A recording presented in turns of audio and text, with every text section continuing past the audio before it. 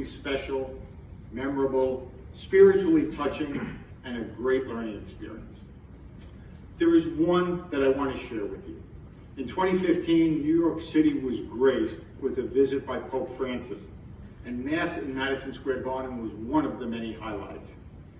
After communion, Cardinal Dolan took to the microphone and in 24 words set off the most raucous and sincere expression of love and faith that I have ever seen. Now, just for some context, I've been in the garden with some energetic crowds. Ranger Islander games, Bruce Springsteen, Billy Joel, Paul Simon, and back when it meant something, Knicks and Celtics games. I will tell you, none compare, none are even in the same league with how the Cardinal touched that audience. He said very simply, Papa Francesco, at every single Mass, every single day, we pray for and in union with Francis our Pope. And now here you are. And what followed was a 2-minute ovation like none that I have ever experienced, a true expression of love, admiration, and faith. Cardinal, we are so fortunate to have you here today. And now it is my great honor to welcome His Eminence, Timothy Cardinal Dolan.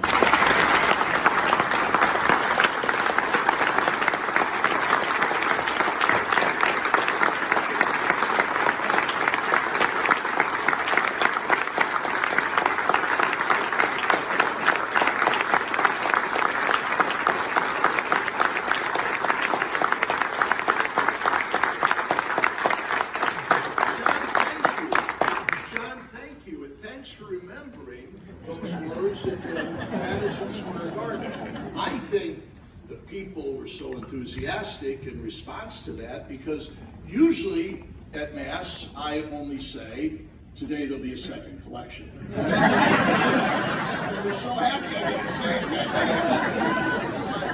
day. So, Jennifer, thanks for your coordination of this event. I really appreciate the diversity and sense of inclusion that you have here, and that you would invite an overweight speaker. This is really thank you. John, I'm fascinated. I knew in the past, as I look out at all the Irish, I knew in the past Tammany Hall ran Con Ed, but I didn't know it was still today. Look at all these great leaders. I just had the joy of meeting with some of your leadership and enjoying a cup of coffee and some scones and Irish butter. And I mean it. I was fascinated and very enlightened. And it struck me the alliance that we have, because people take what you do, providing energy, electricity, they kind of tend to take it for granted. They only know when they don't have it, see? Because most of the time it's invisible. Most of the time it's behind the scenes. And pardon me for getting a little spiritual, but if I can't do it, who can? I thought to myself, that's like the church. When you're dealing with God's grace and God's mercy, we don't see it. I mean, we see the effects, but we don't see it. We know when it's missing. We know when there's a void in our life. So thanks for making me feel at home, and thanks for sensing the alliance that the church and Con Ed have. I too would share in the gratitude to our bagpipes. I see them all the time. They've promised me that every time I see them, I'm going to say, don't forget, you're going to do my funeral. But take your time, okay?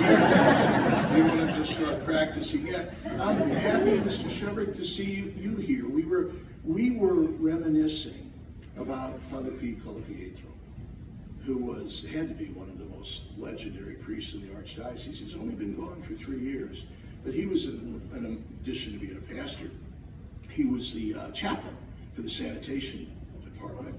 And if you think about this, when I say it, you're going to kind of smile and think, oh, this is a little funny, but think how meaningful this is.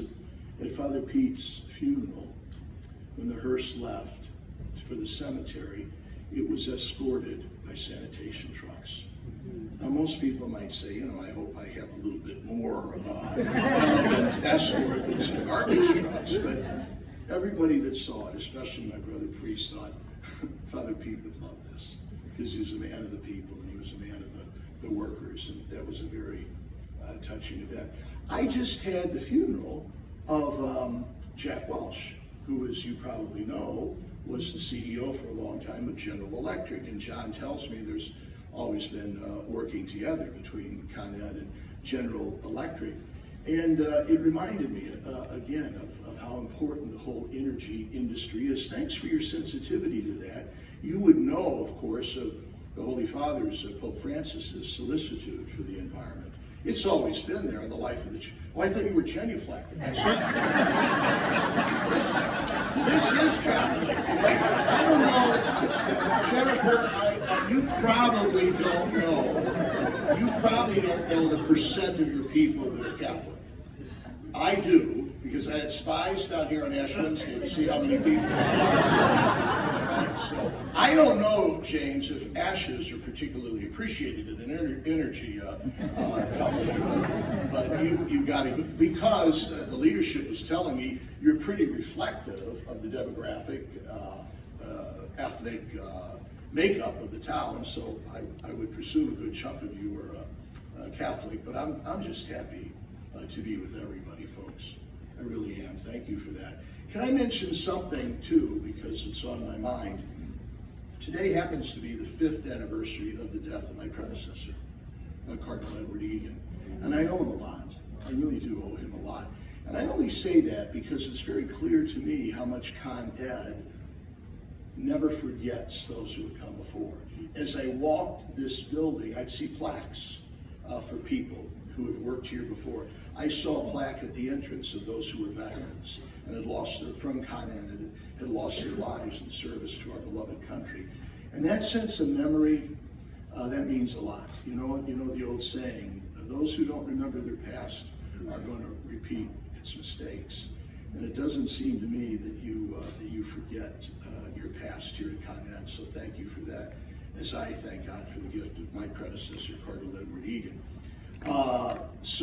And then I also thank you. I want to thank you for the help that you gave. I'm very gratefully aware of the support that you give to so many causes that we share in common, whether it be education, whether it be feeding the poor, whether it be the environment, Catholic Charities, our Catholic Healthcare Network. Thank you for your support of that. I know it's certainly not limited to the church. It's admirably, there's an admirable latitude to the source of your support. But I appreciate it, and I appreciate it at St. Patrick's. I was sharing with your leadership the story. Your generosity allowed us to do something that we should have done, but were tempted to cut back on, namely, when we redid St. Patrick's, to put a ecologically sensitive power plant in for our geothermal system. The fact of the matter is that was one of the last things we put in, and by that time we knew we were going to be a little short of the $170 million that it was costing us to restore and repair St. Patrick's, so we were tempted to cut back. And geothermal cost more, see? So we thought, I don't know if we can do this. We might have to go back to the old system. But thanks to the generosity of people like Con Ed, we were able to maintain our principled commitment to the protection of the environment. So thanks for helping that happen. When Jim invited me, and thank you, John and James, thanks for your leadership in the Emerald Society. I see you all the time on March 17th, right? And they reminded me that you also go to so many other St. Patrick's Day parades.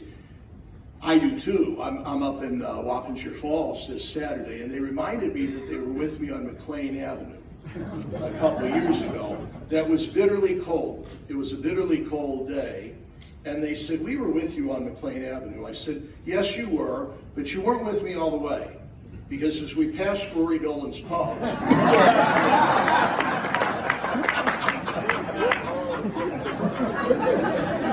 I had to keep going. What John asked me to do is just to speak for about 15 minutes on the Irish heritage of New York. And I think it's pretty obvious to all of us, right? But just as I mentioned earlier, as we tend to take energy for granted, as we tend to take faith and God's mercy and grace for granted, we only miss it when it's not there. Most of us very often tend to take our ethnic heritage for granted. And it's good that we have occasions like St. Patrick's Day to recall it with immense gratitude.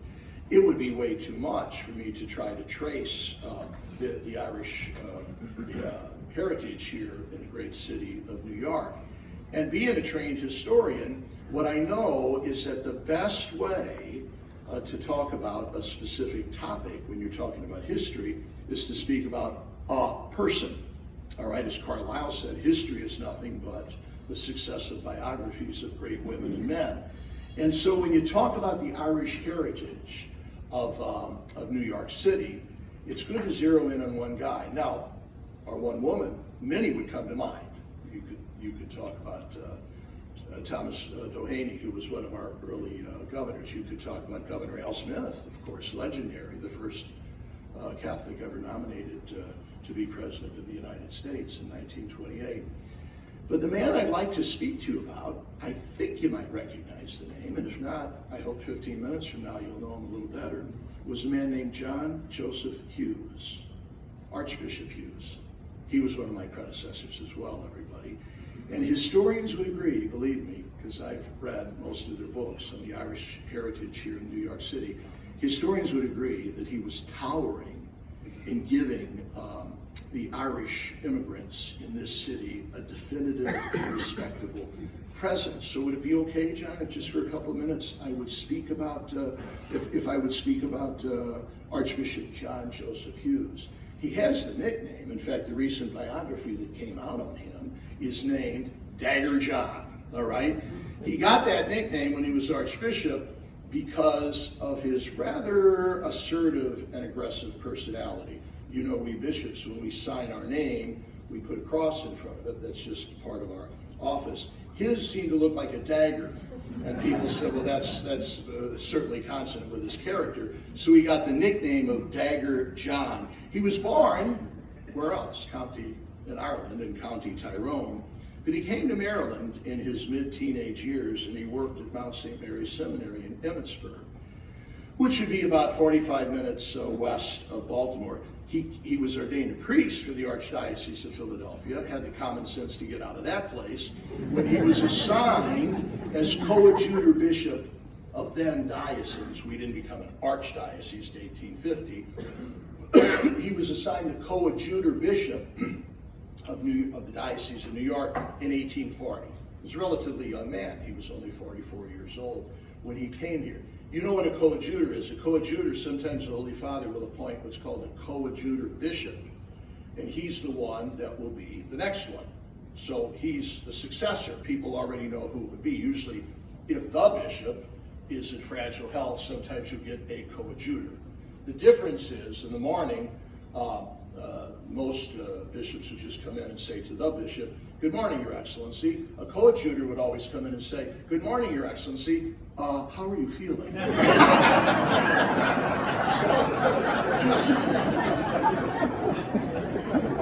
John Hughes came in 1840 as coadjutor to John de Bois. Jean de Bois was not Irish.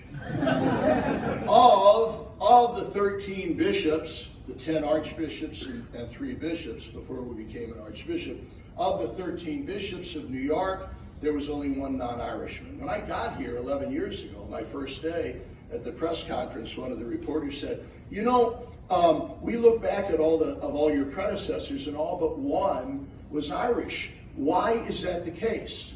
And I said, "Well, because the Pope is infallible. And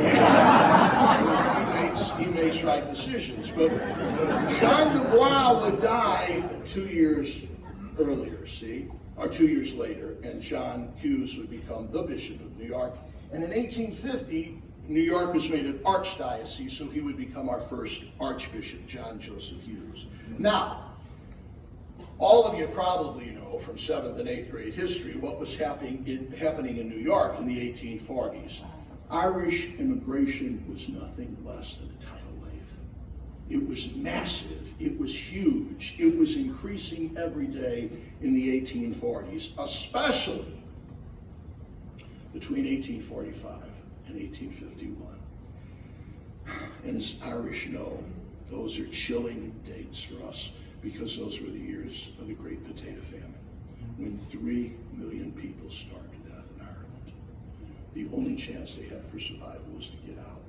And Ireland lost 2/3 of its population either to death or immigration. And a good chunk of them, we're talking about close to 1 million, came to New York City. Now, here's some facts. This is what John Hughes inherited when this all started. We had Irish immigrants before. Most of them before the 1840s were Scotch Presbyterian, all right? And they were a little different. For one, they had some money, all right, which the Irish who would come during the famine in the 1840s didn't, all right? But the Irish who would begin to come in the 1840s through the 1850s, 60s, really up in huge numbers through the 1880s and still continuing to this day. Do you know the largest, we talk about undocumented aliens or immigrants in the city? We usually think the largest group would be Mexicans. The largest group of undocumented people in New York City are the Irish to this day. Okay, so they are still coming. I grew up in St. Louis. When you say in St. Louis, as I would, I'm of Irish background, that meant my great-great-great-grandpa, Timothy Patrick Dolan, came here in 1851, all right? You know, in New York, when you say I'm Irish, it usually means I was born in Ireland, my folks were, or my grandparents were, okay? That's how recent most of our immigration is. Back in the 1840s and 1850s, John Hughes would die in 1864, so you have the dates there. Here's some facts about the Irish who came. For one, they were overwhelmingly Catholic, all right, because the Catholics were poor in Ireland. You know the story of the British domination, and some would say oppression of Ireland. And of course, to be a Catholic in Ireland was to be a persecuted minority. They weren't the minority, they were the majority, but they were persecuted and they couldn't inherit land. And so they were overwhelmingly Catholic. Secondly, they were desperately poor. They literally, when they came, had the clothes on their back and the pearl of great price that we call their faith. They did have some advantages, everybody. They had some advantages. For one, they spoke English. Even though the WASPs in New York would claim they couldn't understand them, they did speak English. Many of them spoke Irish, but even they would know some English. Secondly, they had the gift of their faith that gave them a cohesion. You know that when we use the word culture, as we do with cultural diversity, a big part of culture is one's faith. It's not the only thing, but in Ireland it was extraordinarily important because the institution that protected the faith from the decimation and the destruction that the British wanted to bring around was the church. So the church, of course, was extraordinarily important. Learning, song, literature, political progress was all in the hands of the church to care for the poor, and that was very important to the Irish. A third factor was they had a sense of cohesion. The Irish, for some reason, like to stick together. Have you noticed? All right. Sometimes we speak about clan, the importance of neighborhood, parish, or family. There was a sense of cohesion that characterized the Irish in New York that would be very important in their progress. Number four, they were eager for work. For one, they were poor. They were so poor they didn't know when the next meal was going to come from. They wanted work, and thanks be to God there was work available in the expanding New York City of the 1840s, 50s, and 60s when John Hughes was their archbishop. The favorite occupations of the Irish immigrants were the 4 Ps, right? Police, politicians, publicans, which means bartenders, and priests. Okay, the 4 Ps. So that would provide jobs for a lot of them, but they were eager for work. And number 4 or 5, wherever I'm at, they were very, very loyal.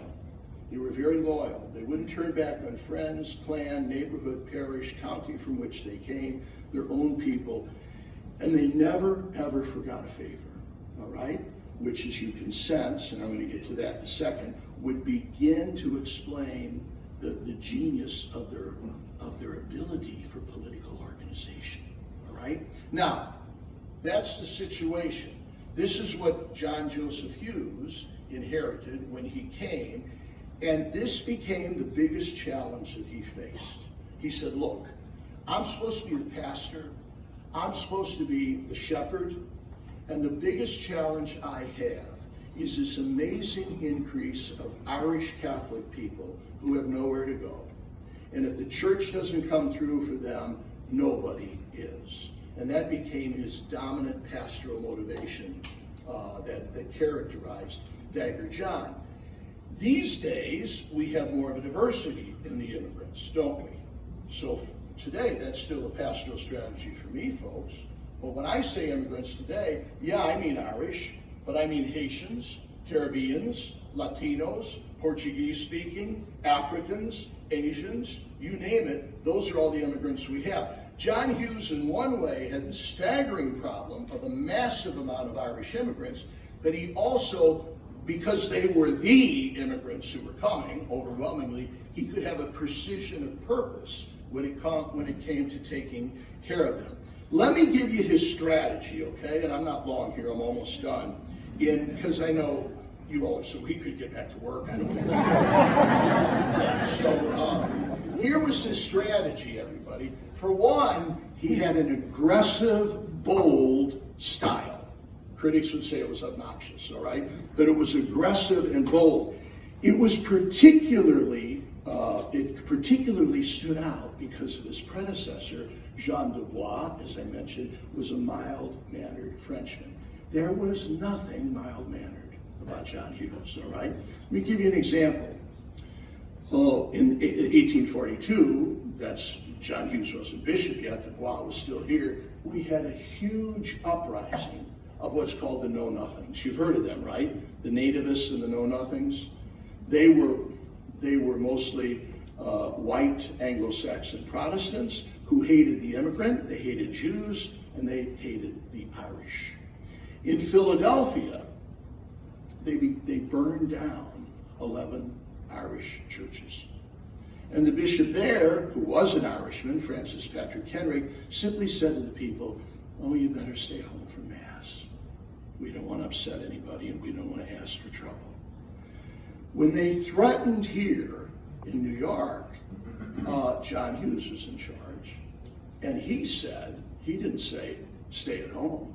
He went to the mayor, who did have nativistic and know-nothing backgrounds, and he said, if one church is burned down, I will turn this city into a second Moscow, referring to Napoleon burning down the city of Moscow, all right?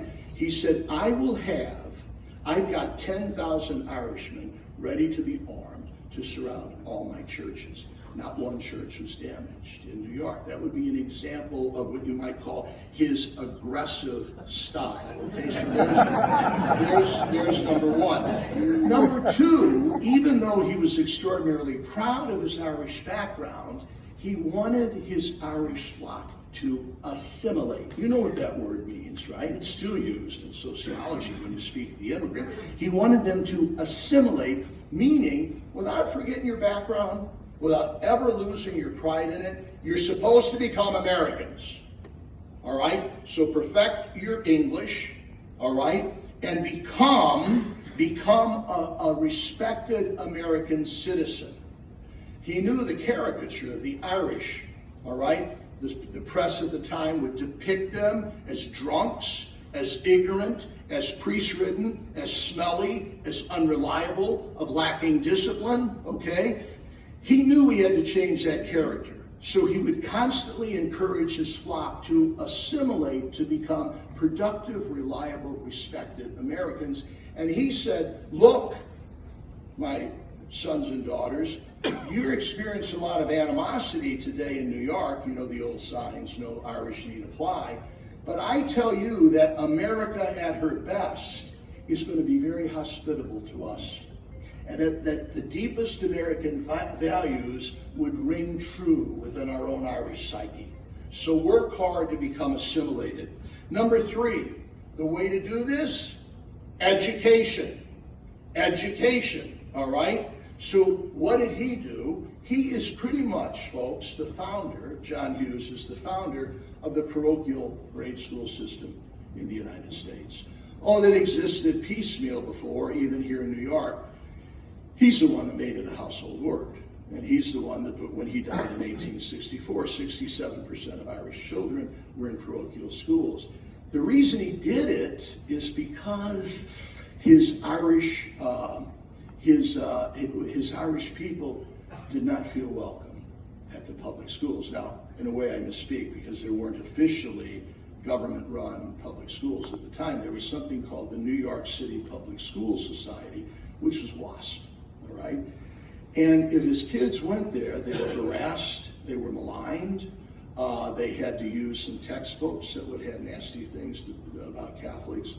And so the parents wouldn't send their kids there.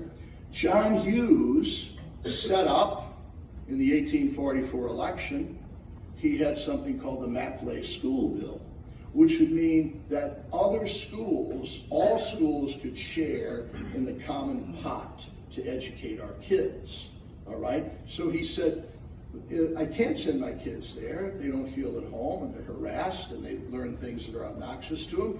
But couldn't we share in some of your funds? We'll run our own. You don't have to worry about it. The Maclay Bill lost, okay? So what he did, then he got a bill passed to say, okay, you know what? If our kids can't go to your schools, we don't want any religion taught there. They should be secular. It's funny that the Archbishop of New York was kind of the founder of what we might call the godless public school system, okay? Because he said we shouldn't teach religion there. And then, of course, he founded the parochial schools of the Archdiocese of New York, which became the hallmark of private education and were celebrated throughout the world.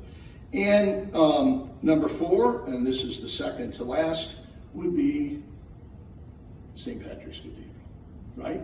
Now, we already have a St. Patrick's Cathedral. You know where that's at, right? Downtown. But it was dilapidated, and it was falling apart. So John Hughes said, well, either I can repair it, but he said, we love it, but it's not what you might call towering and impressive. We're going to build a new one. And he had both a logical reason for it, because we needed a new cathedral, but more than that, he had a strategic and a philosophical reason. He said, I will show this city that we Irish are here to stay. And I will put up a cathedral that will be the pride of this city.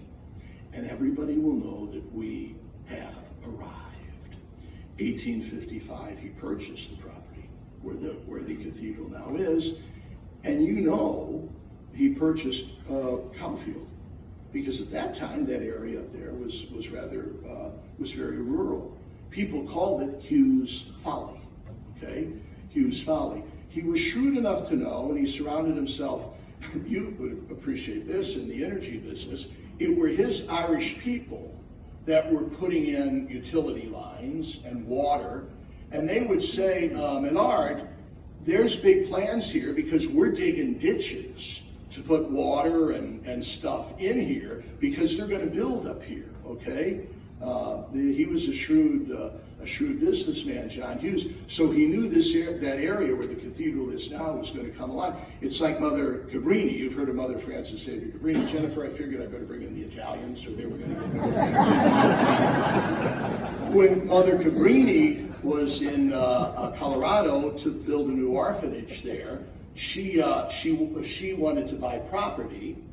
And the people that were selling it, let's just say were not Catholic, they were kind of ardent Protestants, and they figured they could take this Italian nun for a ride, and they sold it to her, and when they signed the papers, she heard them, her English wasn't good, but she could understand it, she heard them snickering, saying, wait till she finds out there's no water here. And she said, wait till you find out that there is oil. And there was. She had sold out the property, and she ended up buying an oil field. Anyway, John Hughes. So he put up St. Patrick's. Sadly, he never lived to see it, right? He put in the cornerstone in 1858. What do we have after that? The Civil War.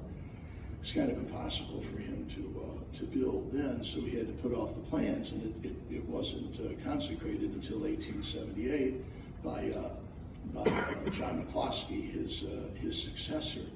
But he was very proud of it, and he insisted it would be a monument to Catholic mission and identity, and he knew that it would raise up the self-worth and inherent dignity of a people who were suffering economically in a land that often was less than hospitable. And finally, he was big on organization.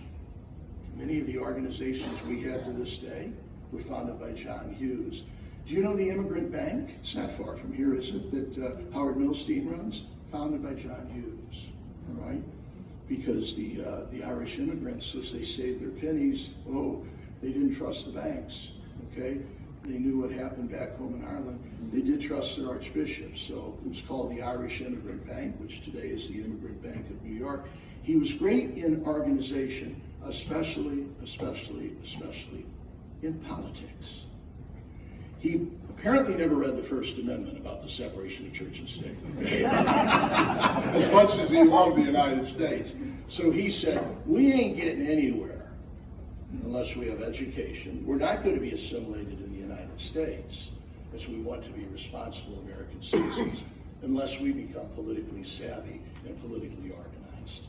So he began to organize the Irish into the rather formidable source of political clout that they did become pretty much up through the New Deal, if not really through the mid-1960s. And we usually think of Tammany Hall, which isn't far from here, is it, John? By the way, you need to read that new history, if you haven't, of Tammany Hall, which would say it wasn't as bad as they made it out to be. And it was really founded especially by the Irish who they came, who pretty much said what Scarlett O'Hara said in Gone with the Wind, I will never go hungry again. When the Irish came, they said, we're not going to die of starvation again. And we're going to organize ourselves so that we got basic human needs and a safety net that take care of us.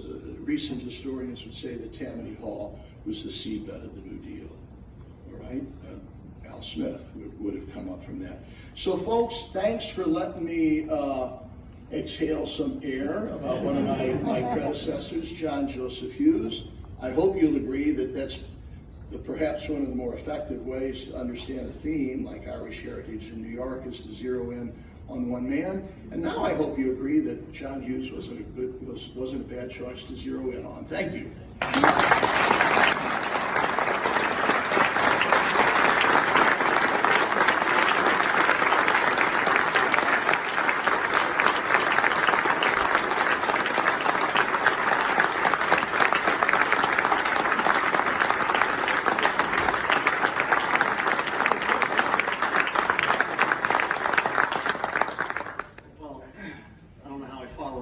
That was wonderful.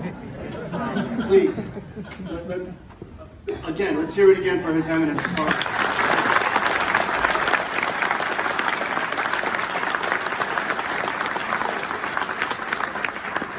can call me Dagger Tim if you want. We really want you to know how grateful and appreciative we all are for you being here today. You're welcome. I'm grateful to be here. I hope everyone learned and took something away from His Eminence's talk. Save room for learning, though, because we have our historian coming up to educate us about some more Irish history. But before I hand it over to Mr. Ed Shevlin from the New York City Department of Sanitation, I would like to present some tokens of appreciation to His Eminence. Thank you. I already took the stones.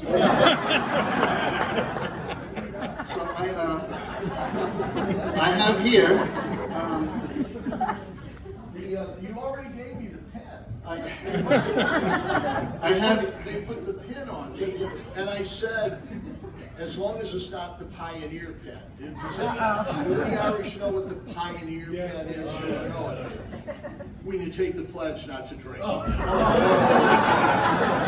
Message received. So the Irish would say, become a pioneer and drink alone. What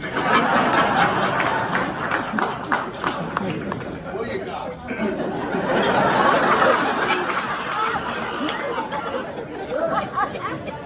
So I have your official Emerald Society membership ID card.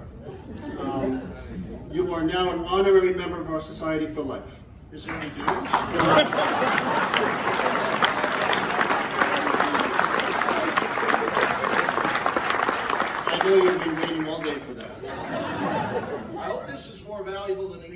driver's license. More like a PBA card. Next, we have our official members jacket, customized with your name and the logo of our society. Oh, my Lord.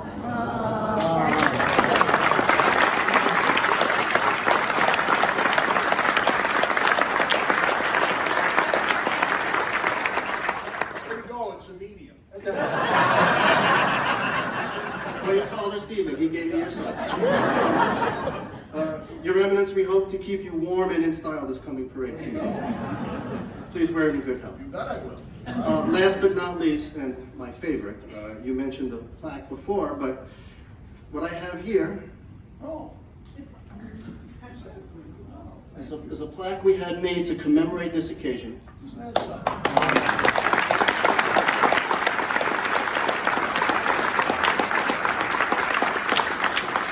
Read it aloud to everyone. Is it gonna stay here? No. This is all yours.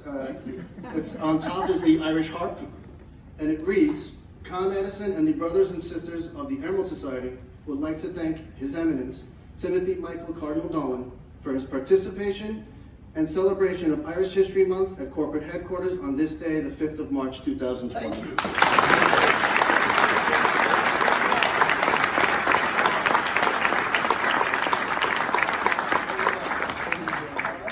Just so you know, Cardinal, we anticipate you hang that at the high altar at the cathedral. No, just kidding.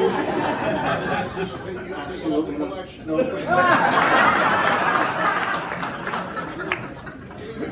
No.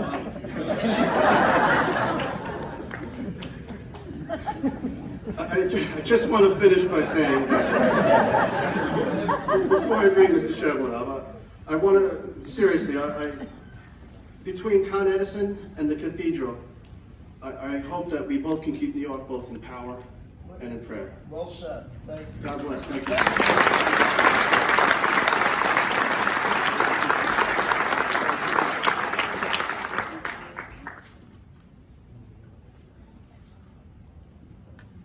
Well, now that you're all warmed up, let's get into some Irish American history.